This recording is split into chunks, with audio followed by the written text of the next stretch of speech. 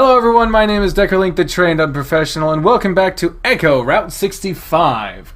As I wanted to show you on YouTube peeps, I wanted to show these are my save files. You might notice like 70 through 80. Why the fuck are you all the way here? This because my Echo saves are my actual Echo saves are here. So we reached the Parsons building and it looks fucked up. About 10 or so cars and motorcycles are parked alongside the building, and neon blue light emanates from the inside. The thump of bass is palpable, even out here on the road. I look over to Carl, who is brown now. He was gray in Echo. Jesus. But yeah, I think this is just the early Carl sprite, because we saw that in earlier builds of Echo, but as well as when they showed we were going through Carl's computer to see pictures, and it showed the one where it was us, Jenna, and Carl at Pueblo, the new college. So we saw that sprite there, but yeah, so it's a little weird. Still looks really fucking weird. And Jenna looks way fucking younger than Carl does, but that's probably just to do with the beard. I don't know. I look over at Carl! My previous demeanor on the way here has been replaced by tight-lipped tension. To be honest, I'm feeling pretty similar. I don't see anyone outside here. Everyone must be inside. We just gotta get in and look for Leo's big red ass. Or, his face. Any idea what we would say when we see him? Hi, Leo is a good start. Alright, sounds good. Cool. Neither of us moves. God, dude, what if it is a rave? Do people actually still have raves? I don't know, but I'm getting really bad vampire cult vibes from all this. Oh, it's a fucking Halloween thing. Of course someone's gonna sneak up on him. Let's check around back first, alright? Boo! Oh, dude, what the fuck? Carl practically leaps, swatting at the air around him as he gets some distance. Language. Oh, jeez. Sorry, Carl. I didn't know I'd scare you that badly. Is that fucking TJ? Carl stares wide-eyed at the sheet visage before his eyes go to a lull. Hey, TJ. Ah! I called it. As soon as he said language, it was either Captain America or TJ. I legitimately thought you were about to start bleeding there, Carl. Real speciesist, dude. What are you doing here, Tej? And why are you dressed up like a ghost? My mom dropped me off about 2 minutes ago. I can't believe you guys walked here. Mom would have given you a ride if you asked. Not that I'm against you guys getting exercise or anything. As far as the costume, my mom and I put it together at the last minute. I didn't get to go trick-or-treating yesterday because of church stuff, so Mom said now would be my chance with this party. Even under all that fabric, I can still picture TJ grinning cheerily.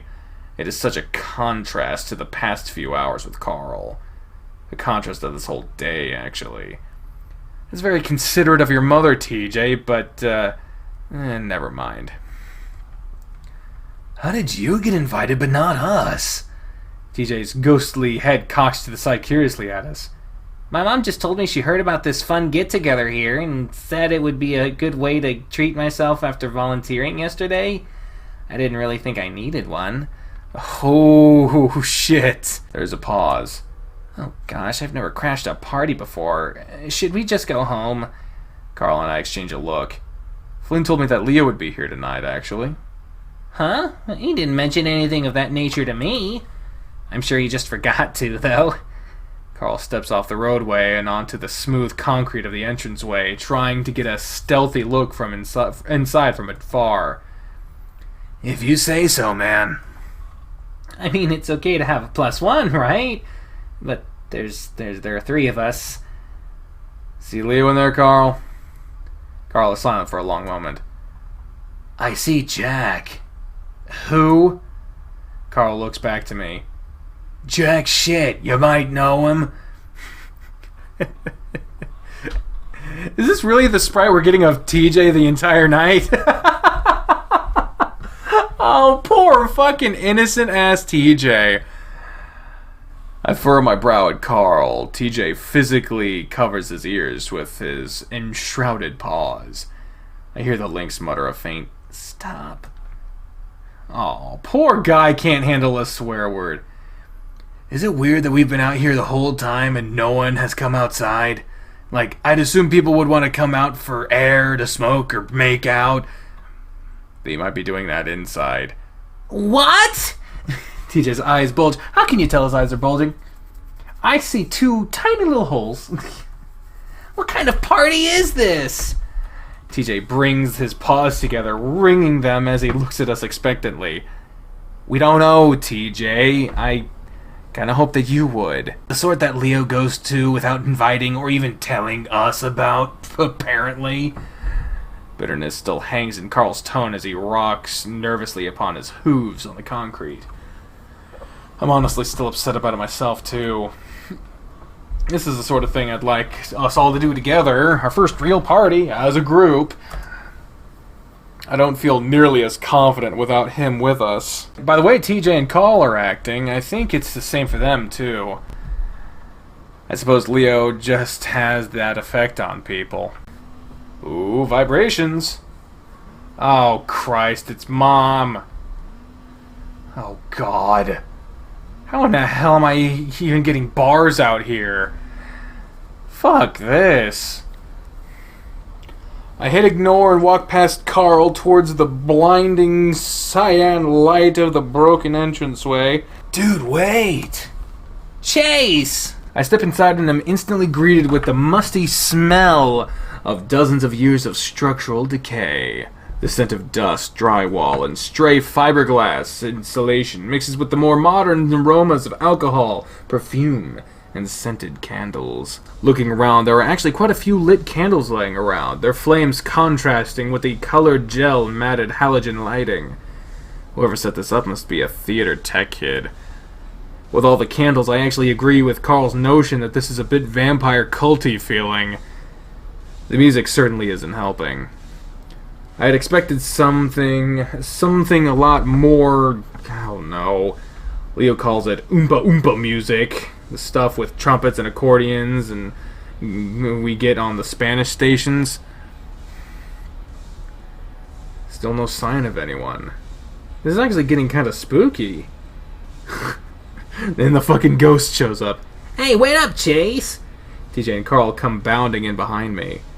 The acoustics in here are nuts. Why is it empty? I don't know. I don't hear anyone yet. That's weird. Well, let's split up, gang, and search for clues. TJ and I both look over at Carl, who seems to have a flat expression on his face. I'm joking. I'm literally fine with us holding tails chain style at this point. It's the Satanists. They will commit sacrifice. I'm okay with just walking normally. Oh, shit. Oh, God, dude. With that, TJ steps up. Following in tow, we walk around the corner through a cobwebbed hallway into the former manufacturing floor. Here we finally see some people. This is certainly no rave. I count about 15 or so people at the far end of the room and a few more in the rooms behind them. Most seem to be surrounding a metal keg, though a group of about 6 girls look to be gathered around what looks like a yearbook. I only recognize 1 or 2 of them, and even then only vaguely. I think I see Heather over there by the barrel thing. TJ points a sheeted paw toward the feline girl by the keg. Heather seems to have a blue solo cup in hand and is laughing at one of the guys around her. Heather is one of the girls who rides on our bus. She lives out on the outskirts of Echo.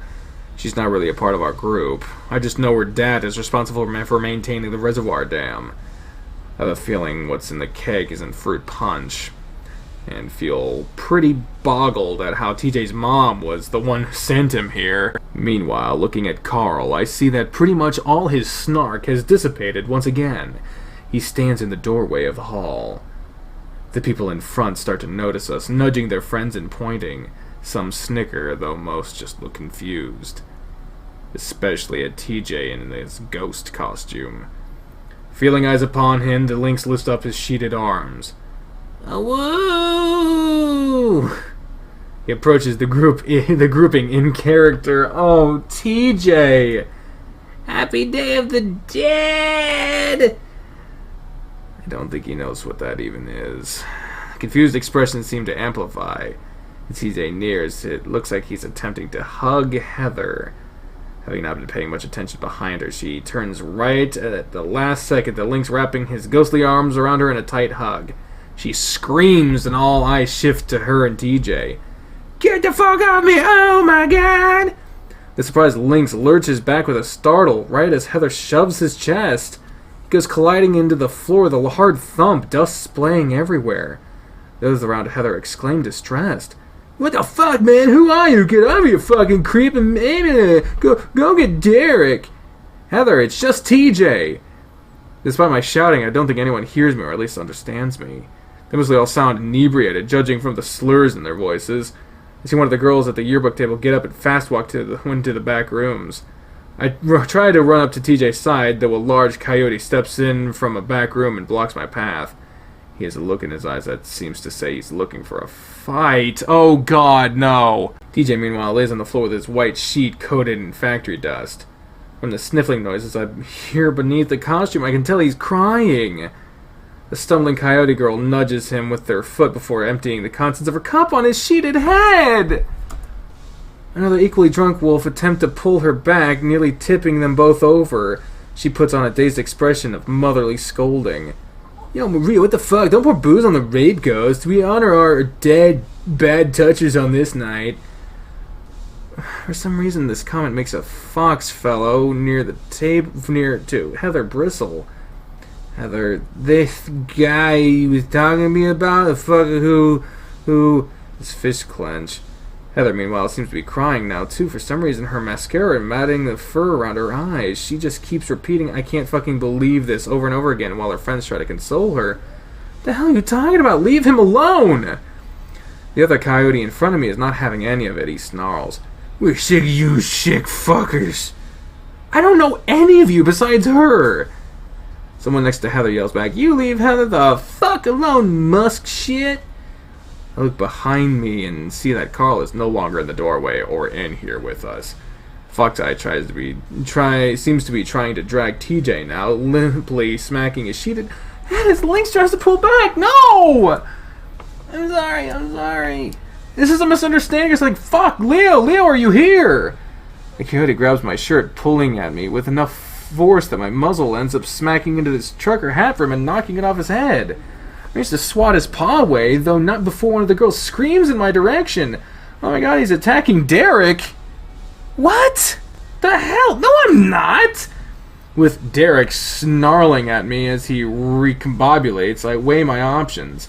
I legitimately don't know how to fight. Flynn said that I wouldn't be good at it if I tried because of my shitty otter arms. I look down at my arms, they are rather shitty.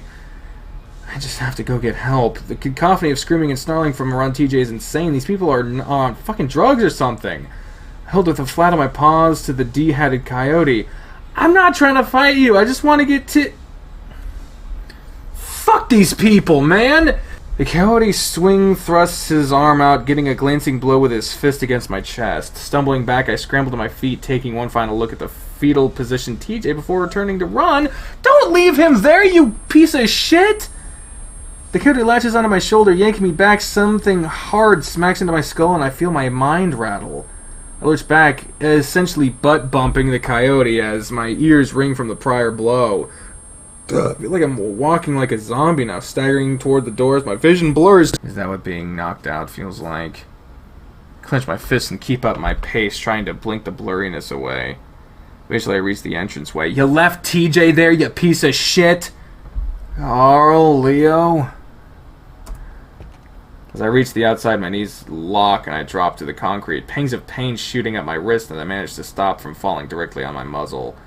Take a deep breath. I'm still conscious, at least half conscious. I continue crawling, trying to ignore the throbbing pain. Carl! Shouting now, my voice sounds foreign to me. Shrill, childlike, pathetic, and increasingly hoarse. Leo! My voice shouldn't be this croaky. I've barely talked today. I'm in the middle of the road now. God, why the fuck are you in the middle of the road? Oh my god, oh my god, oh my god, this is bad. This is very bad. What the fuck? I'm excited to play this, and god damn it. Where's Carl? I should get out of the road. I feel myself along the asphalt, feeling my skin scrape beneath my fur. I want to stand, but I'll probably just fall again. So I keep crawling, rolling to see what seems like some sort of detention basin. I stare up at the sky, fighting the sudden fatigue and gritting my teeth through the pain. First I think it's blood that got into my eyes, but I keep rubbing and realize that isn't the case. The sky is different. Like someone slapped one of those colored gel matte filters over it. What the hell? I rub my eyes again, attempting to focus. I can't stay here. TJ's in deep shit. Those idiots, those assholes. Sucking in a sharp breath through my teeth, I rise to stand, praying my knees don't lock up again. Find Carl. Find Leo. What the fuck, man? I stumble out into the detention basin, feeling packed soil beneath my feet. Dirt road. Looking behind me, I realize I must have crawled farther than I thought. Parsons looks over a mile away? That can't be right. I see a van ahead. Looks rusted and old, but there's a light on inside. I step stiff-leggedly down the road a ways, reaching the bend where the vehicle sits. The same redness that the sky is tinted with pulsates from the interior. I try to speak, but no words come from my throat. It's like a dream. I want to do the rational thing and announce myself, but I can't. I move closer, peering into the dusty back window. Inside the window is another window, and in that window, a little red dot in a corner, flashing on and off. In the window within a window, there's a writhing, flashing of fur, contorted and undulating in constant restless motion. Something is trying to hold it in place. I hear a clap and a cry. The clapping continues louder now, rhythmic yet singular applause. "This is what you want," says the voice that cried. I stare, slowly finding the will to speak. "No, I need to help my friends. Do you know where they are?" The voice shifts some, more urgent. "Weird gunfire coming from the town. It's real bad." Gunfire? I didn't hear anything. Please help me find my friends. We can't find them all now. We need to go. They're lost. No, they're not. I'll keep looking. I'll keep looking myself. You're just going in circles. Oh, we've heard that before. I feel tears well up in my eyes, a lump in my throat containing a choked sob. Please. The van's back door's open. I'm standing too close and it pushes me onto my back. The red light is gone now, replaced by darkness, shifting shadows within. I see them now. Tarantulas! Oh Jesus, their 8 legs fuzzed with white and rust-colored stripes. 2 of them are upon me with a haste, each on one of my arms. They bite so quickly I don't even have time to yell. They pull and tug at me, another pair at my legs. I'm pulled up and into the van, my body stretched upon a squishy something that begins to sink against my arms and legs. There's no more light, and I stare paralyzed at what I think is the ceiling of the van in the pitch blackness. It feels like restraints are binding me in place. I try to adjust my eyes to the darkness, but everything seems blurry and unclear. My head throbs like a heartbeat, the pangs of pain unrelenting. No fucking way. My fur bristles. Where did the spiders go? Breathing has become more difficult, as if the oxygen in the van was running out. I feel the veins in my neck bulge as I try to gasp for large breaths, but my body is not my own. Light seems to pop as the ringing in my ears intensifies. Something is above me and I can sense it. There's a garbled muttering coming forth from it, as if spoken through a poorly tuned AM radio. It sounds like me. Have you ever killed anyone? Oh my god, get the fuck away! No! Oh my god! Fuck that! Fuck that! Fuck that! My eyes wrench open. I'm being dragged.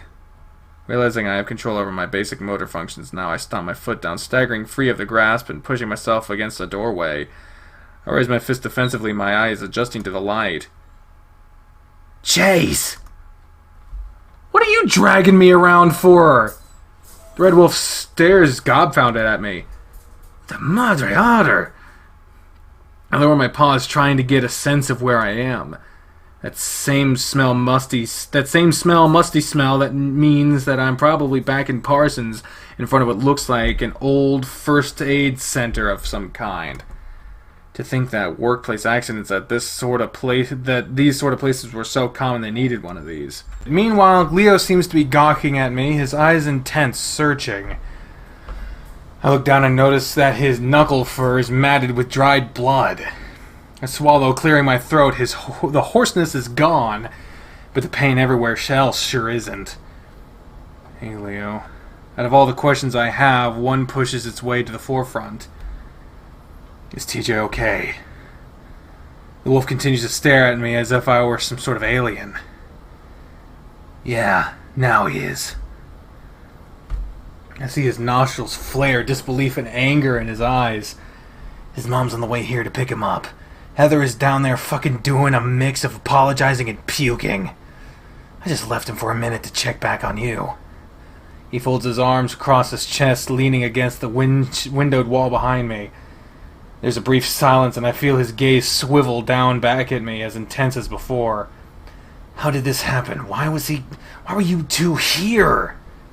His accent is thick now, which I can't do without sounding racist, so I'm just not going to bother. Leo trying to speak faster than he can process the words in his head. Part of the question has me concerned, though. Just you two? Where's Carl? He was with me before, before that dick with the trucker hat hit me. I see Leo's jowls rear back in a silent snarl. He looks down the hallway. He starts to shout at someone named Emilia, though I quickly realize he's speaking Spanish. Emilia, huh? A feminine voice down the hall retorts, also in Spanish.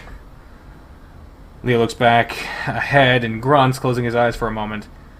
Then, rather suddenly, they reopen, the big wolf turning to me. Wait, you said Carl was here? I nod, then regret it because my head feels like a mashed apple. I haven't seen him since lunch. He was. You told him you weren't doing anything today, but Flynn told us otherwise. Leo doesn't actually look surprised at the reveal, though visible guilt hangs heavy upon his usually confident face. He doesn't immediately respond, instead staring at my battered self in silence. My phone vibrates, though. When I check my pockets, it isn't there. There's a palpable sheepish moment where my ears flick towards the source. Leo! Stole her phone! The wolf blinks and awkwardly hands me my phone from his own pocket. We had to call TJ's mom. You were the one with the phone that could get signal pretty much anywhere, so I tried yours. Sorry, I just got signal. Please be okay, dude. I'm fine now. TJ's getting picked up. I'm here with Leo.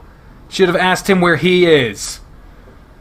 I hear the sound of someone fiddling with a stereo and the auxiliary cord on the factory floor. Some arguing about music choices ensues. It seems that some people are still around for the party after all. So, what do you all remember, out of curiosity? I don't have amnesia, so relax, whatever your name is. Hey, I felt the back of your head. I can't see. You got a welt the size of a goose egg. I reach up and run my fingers over my scalp, the bump rather prominent. Alright, well. I regale him with the events of the night lead up to TJ's bullying. Those towny shits were saying that you were pushers trying to harass Heather for some debts. Fucking what? Yeah, I don't know. Oh, fuck. I kept calling for you. He looks surprised and scowls at the concrete floor beneath his feet. I should have been there to protect all of you. Seems like someone won the battle for the aux cord in the other room, and the music starts up again. Yep, still vampire culty. Well, I got hit so hard this guy turned red for a bit. His eyebrow raises some. I see his eyes move toward my head bump again. I remember stumbling around outside looking for you and Carl. Shouldn't we all go check on TJ, who was left alone in the other room like people who fucking think not at all? Or maybe ask Carl where the fuck he is?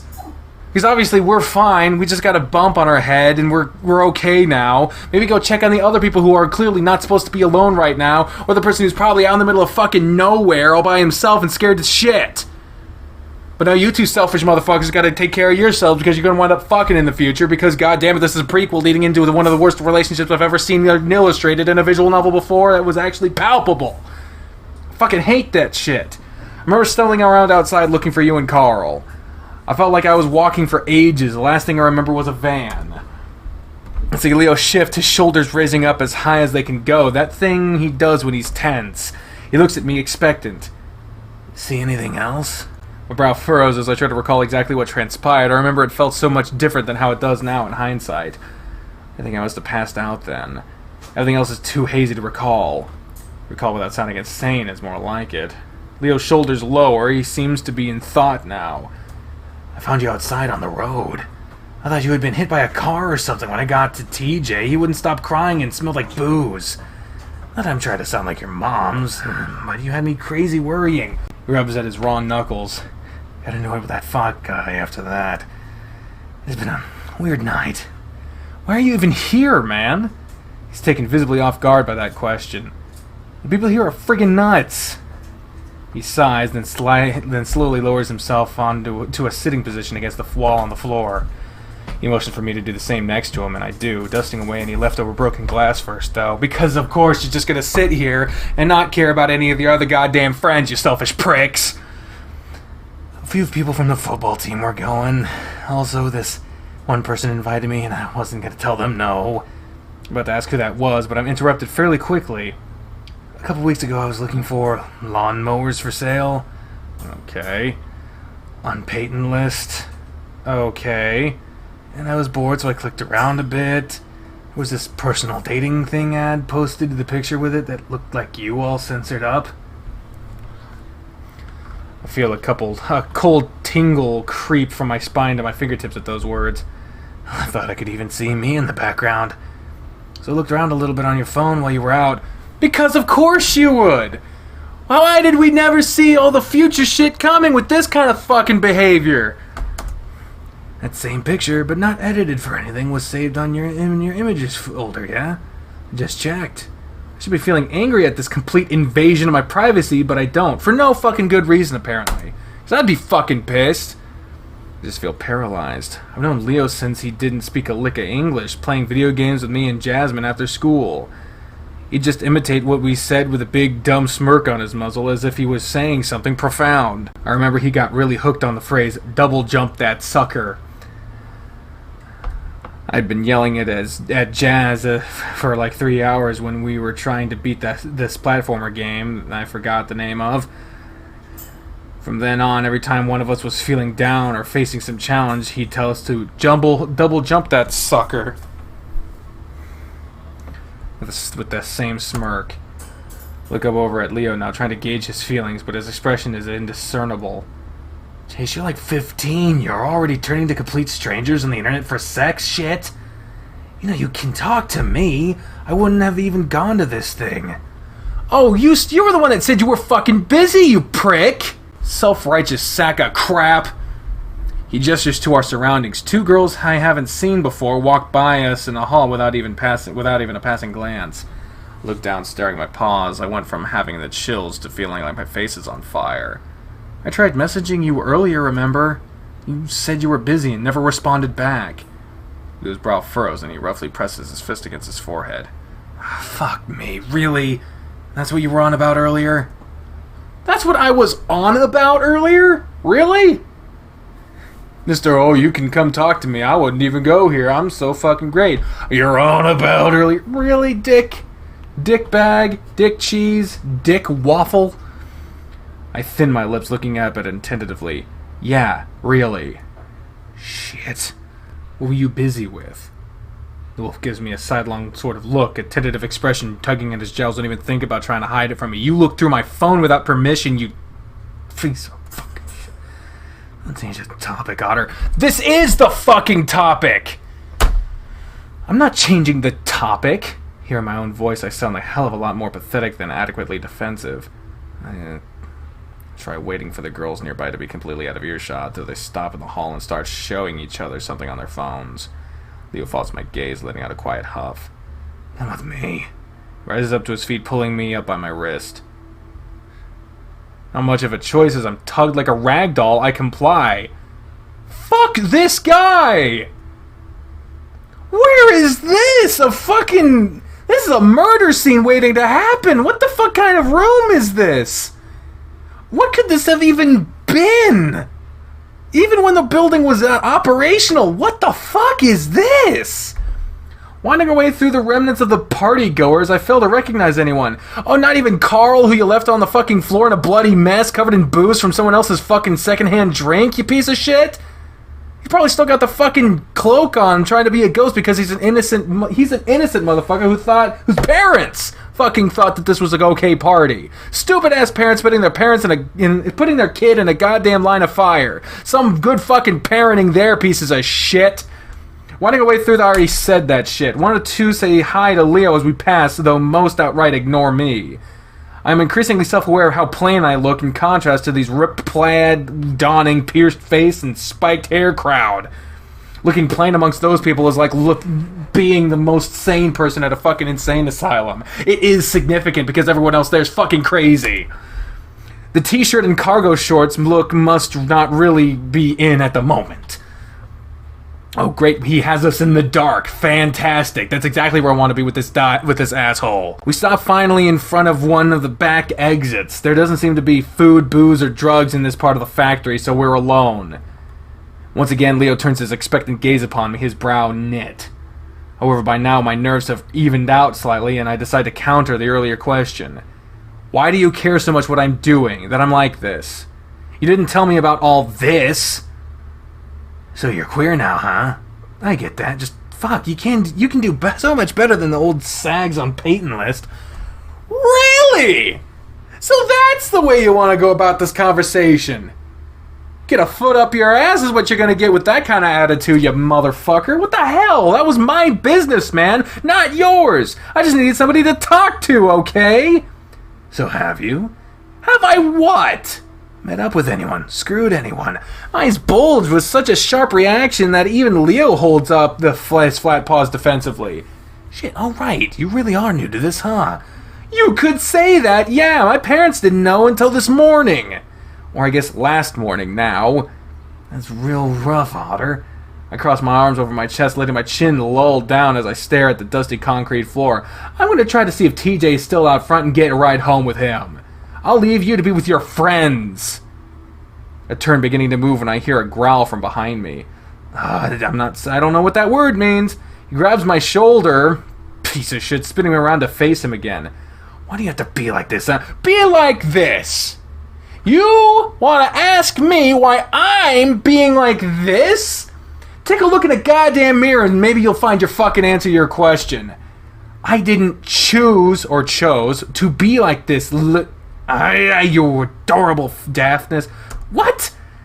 Do you know how excited I got when I saw that email? That my suspicions were true? It was like a fucking fantasy, you know? What? And I started wondering why he didn't tell me. And then I got all mad. Now I've ruined this. Yes, you fucking ruined this. It takes me a second to process being called adorable, a fantasy, and the reveal from Leo himself. I blink up at him. He blinks back at me. The wolf bites its tongue for a moment, trying to think before speaking. I wish I could go back in time and redo this. I'll kick the huevos in... What? Out of the scud who hurt you. I'll protect you from here on out and... What? Sorry to interrupt. I'm going to be sick. The fucking gold nugget in this den of fools, yeah? I wouldn't be any different than these sloshed up bastards if it hadn't been for you guys. I think back to when we were little, yeah? I don't remember any of what you were all saying, but I remember being happy because you and Jazz. And you know, as you grew and shit, I started seeing you different, like. It made me happy when I was around you before, but now it's like, I don't know.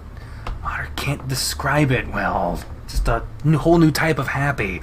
Like, you know, well, I fucking love you, but I love you, you know? So final point, don't fuck strangers on the internet. My face starts to tingle, my heart thudding so loud in my chest I'm sure Leo can hear it. I inhale shakily. This can't be happening. I must still be dreaming. I'm cut off as I spy an awkward young shadow leering in the doorway, something bulky in his paws. Leo notes my shift in attention, turning about face to the figure. I see his muscles tense beneath his t-shirt. Chase, don't leave. I'll be back in just a second. Yeah, sure. Anything. I bump my knuckles together, watching the large wolf move to the doorway. I see him grab the shadowy fellow by the shoulder, trying to shift him away a little. Stop just fucking grabbing people, you asshole! The unknown guy thrusts what looks like a camera bag and tripod towards Leo. Leo shoves it right back. I see the wolf lean in close, his grip tightening on the other. He mutters something. The shadow whinges, his head turning. I think he's looking at me. Starting to feel rather awkward, I approach the two. As I do, however, the figure departs back towards the main factory floor. I'm never hanging out with anybody but those in our group from here on out, I swear, man. Yeah. You're so fucking trustworthy. He curses something in Spanish under his breath. I used to women like that before when I had to do a video story about the school news. The AV club rents them out to students for school projects. You, working on a school project? See Leo's muzzle pull into a tight-flipped hold. He stepped forward, taking hold of my shoulder. Stop fucking grabbing people! That's not okay! No, for the love of God, Chase, please don't ask me about it again. What the fuck does that mean? His demeanor seems more akin to begging than annoyance, flickers of fear in his eyes. I stand in his grab jaw slack. This is beyond strange, but I can tell he's serious about this his request. What the fuck? Oh, right, but Chase. Leo, are you okay? I just want to get back to town with you, yeah? I guess I can respect that request. I'm assuming TJ's already been picked up by now. The last I saw the Lynx, he was crying in a beer-soaked puddle. I feel like a complete asshole for not checking in on him in person. Now at least I wasn't as bad as Carl, who straight up fled home. Poor TJ is probably blaming himself for everything, too. Jasmine's stuck at home with her shitty family. Meanwhile, it turns out Leo is gay and likes me, and despite everything, the stuff he described feelings about me, I feel about him. My emotions are so damn conflicted right now. This emo vampire music is actually resonating with me. Leo releases my shoulders and moves toward the back door, tugging it a few times. He huffs some, then gives it a hard kick with his foot. One of the hinges snaps and the door falls into a hanging diagonal position. With a swift stop, the other two hinges snap off as well, leaving the metal door on the floor. We could have gone out the front. He stares at the door at his feet before looking up at me. Wouldn't have been as rebellious. You like destruction of property, don't you? I break a mirror at one rest stop. I break a mirror at one rest stop when I was 8. Because you didn't get the toy you wanted in your kiddie meal. He smiles teasingly at me, the moonlight illuminating his backside. Really? You're gonna point that out right now? I can see the faint purples in the sky of inevitable sunrise as well. Hey, you know we don't have fast food joints like that around here. That was my one chance at getting that figurine from that stupid dinosaur movie. Your hand was so damn bloody, I thought you were the coolest. There was a pause. I stepped past him into the fresh, far less musty air, the faint scent of Leo's cologne now more palpable. I crossed my arms, staring down the rusty metal of the fire escape-like stairwell. I still do. Oh, bullshit, man! Try to maintain a healthy amount of skepticism for his words now. Though looking at him now, and having known Leo long enough, I don't sense any visible signs of deception. My dad actually suggested I'd be a decent journalist since I'm pretty good at reading people and their emotions. They might have just said that to try to dissuade me from videography. Leo begins to descend the stairway, keeping his paws hovering above the guardrail just in case. I pull out my phone, using the screen as a flashlight for us. I'm serious, you act so damn level-headed all the time. Everyone else in our group, not to be insulting them or nothing, because they're family, but they can be pretty out there, huh? They're always so calm and balanced, though. You mean generic and boring, man. No, you're always hanging in the background, almost invisible-like. Then you say some snarky shit and everybody loses it. You're observant, yeah? Like Flynn, but less of an insulting shit about it. My parents, my siblings, they love you, dude. Mom's always asking me when Chase is gonna come around again. We reached the end of the stairway. The insides of my ears probably ruby red by this point. The back lot of Parsons is mainly composed of old piles of dirt and some foundation, like they were planning on expanding before they shut down. I'm not gonna fuck an internet stranger. You can ease up on the compliments. I turn and smirk at Leo, a little in disbelief at fuck. I didn't read the rest of that. We start walking. I know I could go back, but I don't give a shit. Good, I have no clue what you're into, actually. Honestly? Leo looks at me a little warily. That same guilty expression crossing his muzzle once again. And, honesty. And, muscles, I guess. I see Leo's eyes light up, his maw pulling into a fangy grin. And actually, this is pretty frightening. His visage, in the middle of the night, were it anyone but Leo. Predators, man. You should come to more of my games if you want to see those. The internet exists too. Yeah, and how'd that work out for you earlier? I feel that pang of remembrance and the ensuing feelings of shame all over again. This whole night did exactly what I wanted after all. Distracted me from my problem. I feel Leo's eyes on me, his face softening. He places his paw on my cheek. You missed a lot this season. You weren't even at homecoming. The tickets were like $30. I was saving up for that multiplayer driving sim game with Carl. We eventually played it for like 3 hours and never touched it again. We won by only a few points, and I got 2 touchdowns. If you were there, I would have pointed to the stands where you were and everything. Embarrassed the shit out of you, huh? I wouldn't be embarrassed. I am proud of you. In the past, I had vocally lamented Leo's ascension to jockhood, especially his douchebag county teammates. Now it's Leo's turn to be dubious. He clicks his tongue against the roof of his mouth, shaking his head. You and Carl just think I'm a different person now that I play varsity. Carl and I would poke fun at him about it, and I think our jokes genuinely upset him. I've never really properly apologized about all that. In reality, I just didn't like the fact he spent most of his after-school time at practice. I miss him. You're not. You've always been a block-headed ball slinger. That hasn't changed. Leo lets out a deep chortle. Chortle! You're gonna join the cheerleading squad now for me, Otter? I ain't flexible enough for that. You think I can do a high kick? No, but I'd pay $1 to see you trying. I look down at my stubby legs. $1's $1. That's 1/4 of what I need to get a burger at the diner. And I gotta film this, too. The little shoulders tense, his gaze snapping to me. Chase, you said I wouldn't ask about it. Doesn't mean I can't tease you about it. What the fuck is it? What was he filming? Jesus. He huffs, but I can tell that sort of cheered him up in a way. Just don't mention it around the group, okay? I make a circle with my fingers in a gesture of acknowledgement before coming to a stop. I make sure there is no errant shrubbery around me before lifting my leg. My right leg is up, high up as it'll go. Turns out that is barely a 60-degree angle from its stationary position. I hear the wolf snigger. Oh, come on. I'm just a sack of furry stone, and even I can kick higher than that. We're 2 different species, fur stone. Give me a break. Work for that $1, Chase. Defy species norms and negative stereotypes, as Jasmine says. There are physical limitations here that no social sciences 3rd period class can overcome. And I don't think an otter being paid to perform for a wolf's amusement is exactly a progressive act. I believe in you. He says that as saccharine and scamalty. What are those words?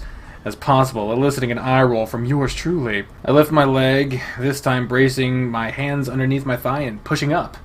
I managed to get my thigh much higher, though I'm having trouble fully extending at the knee.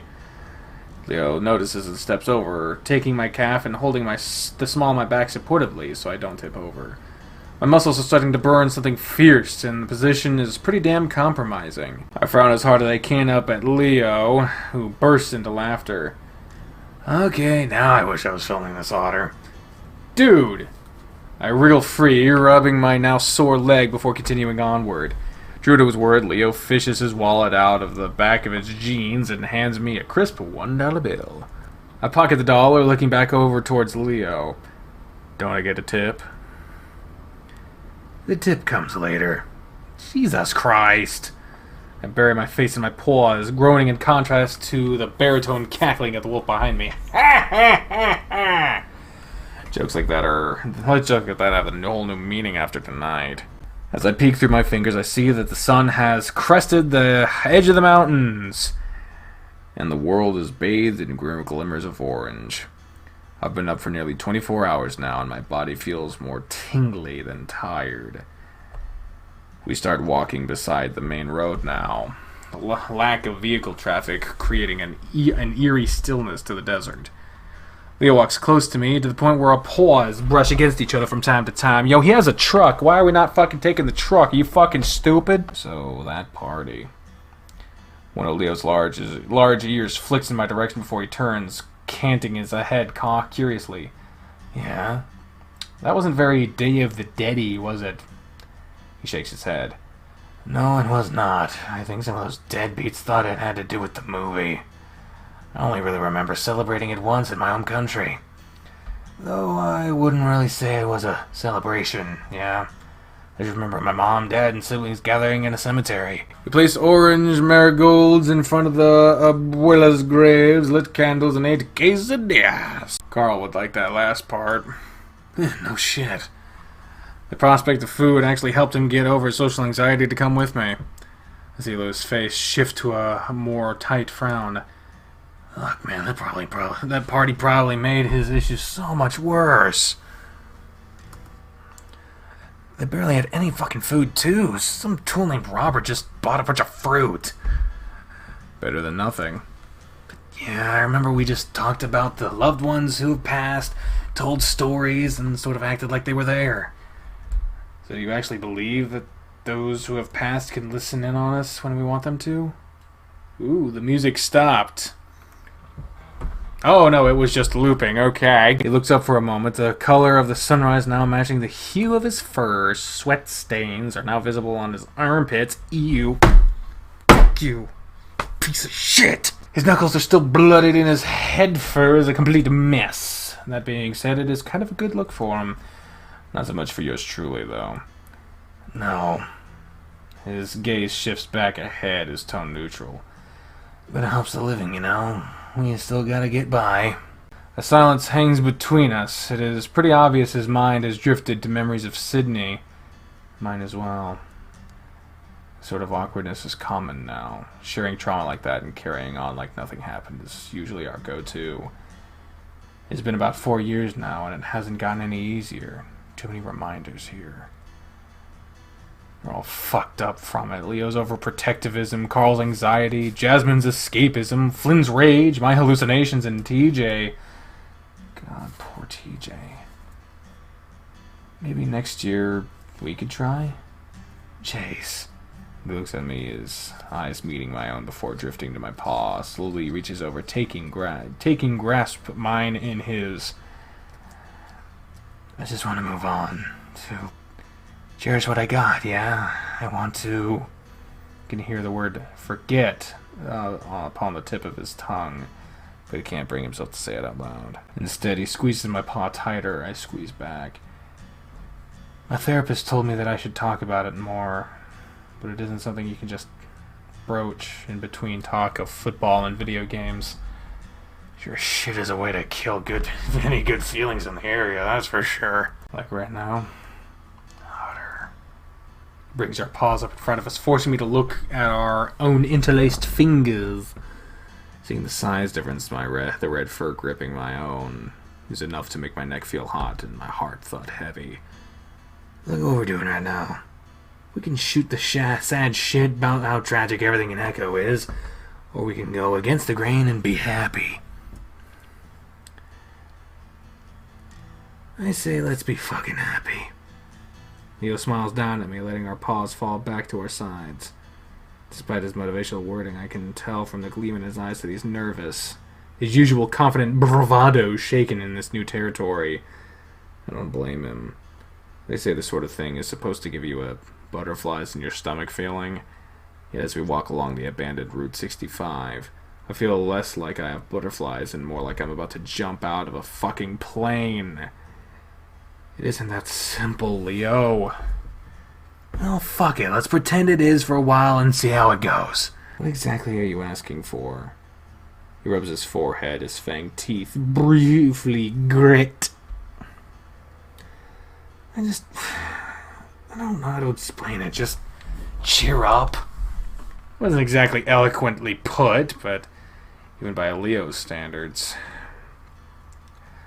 I haven't eaten anything since lunch, swam, or slept in 24 hours. I've been beaten in the head, was unable to save TJ from getting bullied to hell, and my parents caught me looking at gay porn, and now will never look at me the same way again. I still have a lot to deal with. I have to deal with that.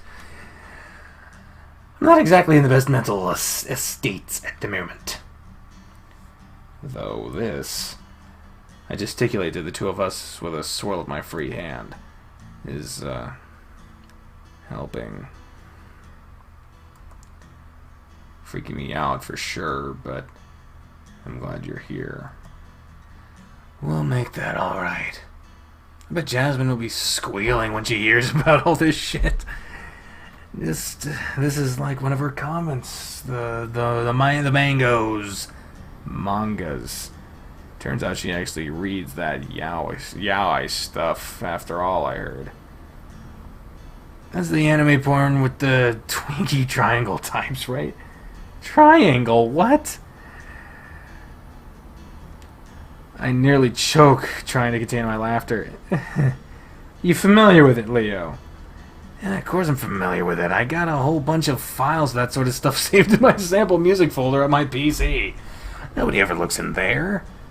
Looking up at Leo, he looks genuinely happy now.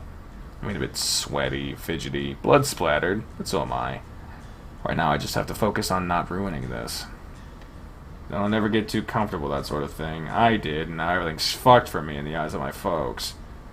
Man, your mom is the nicest lady. I can't imagine her kicking you out or anything. I'm not worried about that. God, getting kicked out almost sounds preferable to having to face them every day with them having seen me like that. Imagine your parents found your Yaoi folder and how they'd see you from then on. Well, they shouldn't have been going through my shit in the first place. You're one to fucking talk, you bastard. I think Mama already knows about me being gay, though. What? He kept asking me if I like Jasmine. Like, yeah. It was annoying me, and I just up and said she wasn't my type. Mama kept prodding me with, why, Leonardo? She is the smart one. She has cared for you in your times of need and countless occasions. I tried to restrain my snicker at Leo's impression of his mother. The accent and high-pitched cadence, I can't... The problem is I get in trouble every time I do an accent because everyone's like, oh, it's racist. I'm like, no, it's just an impression. Oh, no, it's racist. No, I can't fucking... If I just literally do the voice of a character as described in a game, apparently that's a problem. If I use it in a derogatory way, then yeah, that's fucked, but... You know, context apparently doesn't fucking matter anymore. Here's my suppressed titters, looking down at me with a feigned scowl before hip-bumping me. I neatly go careening off to the side of the bike lane, which into the sagebrush-filled side basin, but he yanks me back by my paw he's holding. I try to imagine Leo and Jasmine together. It makes sense, I guess, but it is weird to think about.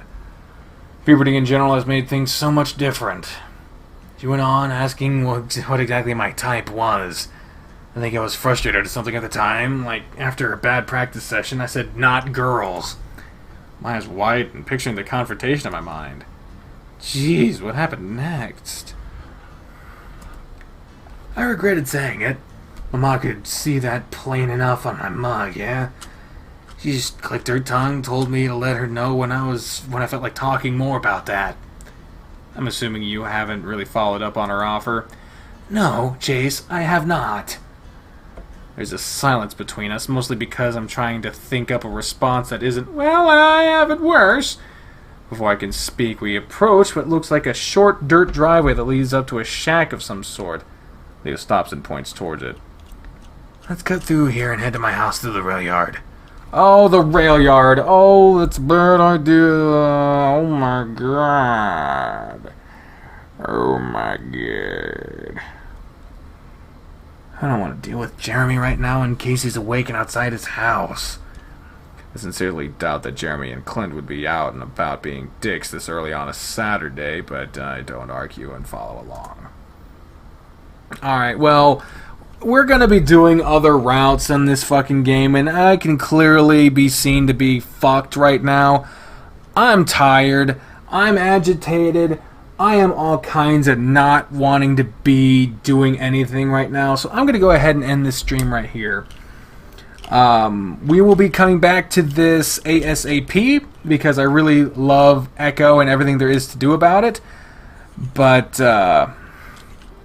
I gotta pay attention to my mental state for once in my fucking life. So I will see you all on the next episode of Echo Route 65. But until then, ladies and gentlemen, I have been the trainer professional speaking to the voice of my head when I say sayonara. Sayonara, what the fuck, man?